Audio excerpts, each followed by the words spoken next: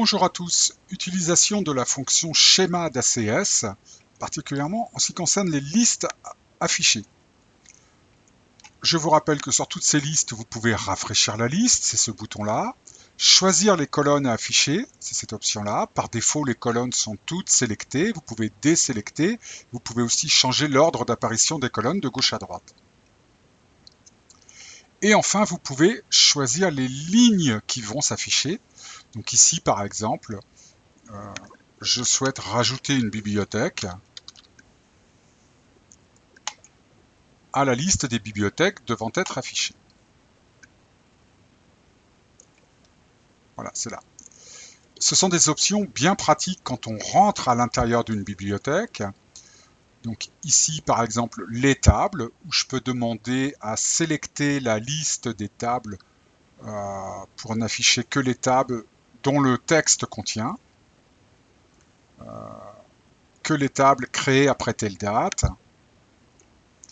Même chose pour les index, ça c'est drôlement pratique parce que vous avez sur les index la date de dernière utilisation de l'index et vous pouvez considérer que si un index n'a jamais été utilisé de manière explicite, n'a jamais été utilisé dans une requête SQL, n'a jamais été utilisé pour mettre à jour les statistiques collectées par le moteur, c'est peut-être qu'il ne sert à rien du tout.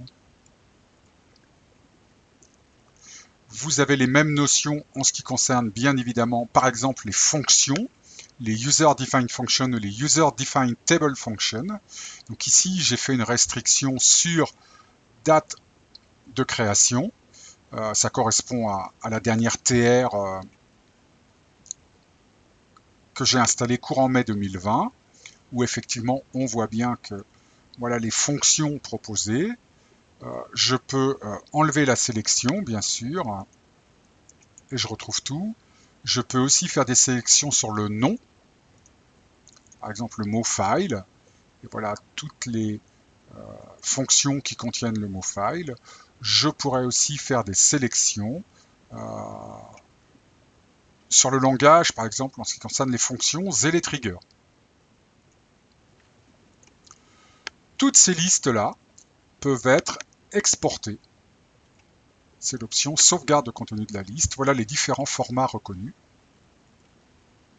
D'accord ? Avec l'option inclusion des en-têtes de colonne qui peut être bien pratique.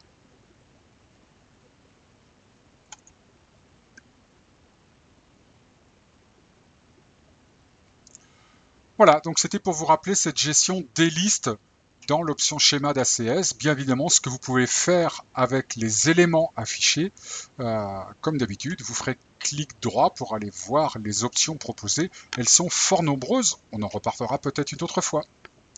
Bonne journée!